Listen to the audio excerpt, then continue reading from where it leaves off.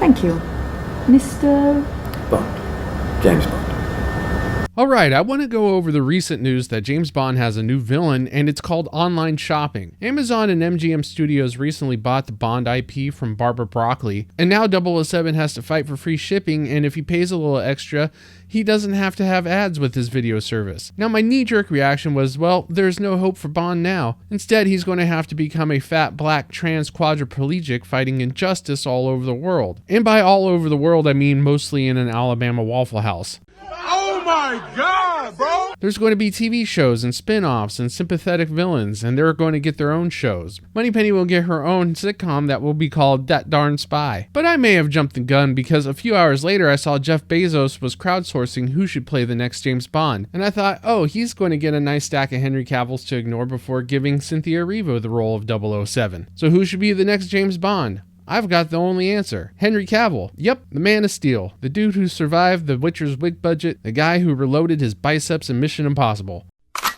And before we step into why Cavill will be the perfect 007, I just want to mention this quick heads up that I did a video on how the next James Bond movie post Daniel Craig should be reset back to the 60s. It has everything in it. I flexed my writing shaft and squirted out an entire plot synopsis in that video. Chesty McSlickboobs is the Bond girl played by Sydney Sweeney. It's a lot of fun, so be sure to check out the video. It's posted in the description. So here's why Henry Cavill is the perfect James Bond. First, Henry endured Justice League's CGI mustache fiasco. His face looked like a Snapchat filter gone rogue, and if he can smile through that and not punch Zack Snyder right in the lens, he's ready for a Shark Tank, a laser pointed at his daddy region, or a villain monologuing about how Bond should invest in his meme coin. If he can survive Justice League's production and still look that good, he can handle Blofeld. Smile resistance? Check. With a jawline that could cut glass? Double check. Bond's gotta charm the pants off of anyone. Henchwomen, impressionable MI6 interns, your grandfather. Henry Cavill's got Riz so intense he can wink at a Roomba and it'd suck off the dye from the carpet. Watch him in The Man from U.N.C.L.E. He's basically Bond, but with an Italian-American amount of hair gel and a wardrobe that screams, I'm here to steal your secret documents and your heart. There's no weapon against this. The bad guys would just hand over the secret plans like, take it, you gorgeous piece of man meat. The physicality Henry Cavill can bring to Bond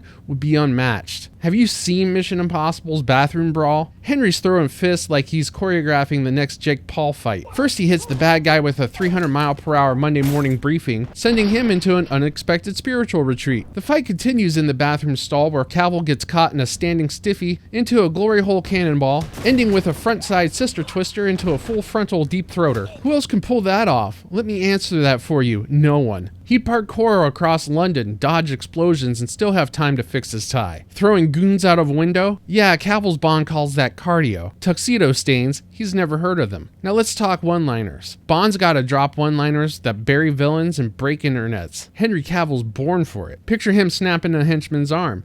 Hope you weren't attached to that. Or kicking a bad guy off a dam before returning to Chesty McSlickboobs in the Aston Martin. What happened to him, she asked before he casually drops a, it's all water under the bridge. Tossing a goon into an electric eel tank?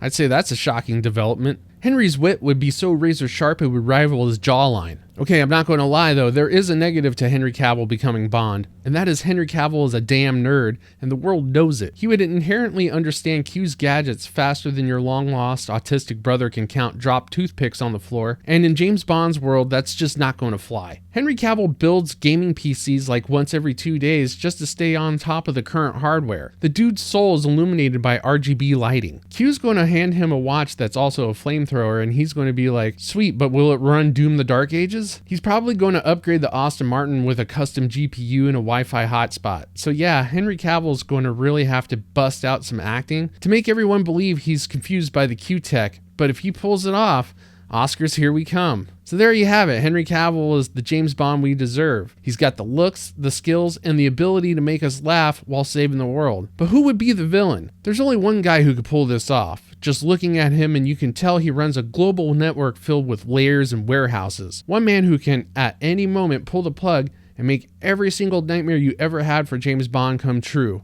A man so dastardly, he'd launch you into space and then sell you the air. A bald man, a man named Jeff Bezos. He's the only one out there now who can realistically bring down Bond's House of Cards, where he'd monologue about prime shipping logistics while drowning Henry Cavill in a vat of 2-day delivering packing peanuts. Do yourself a favor, smash the like button, hit subscribe, and turn on the notification bell for more of my award-winning personality to fix your day.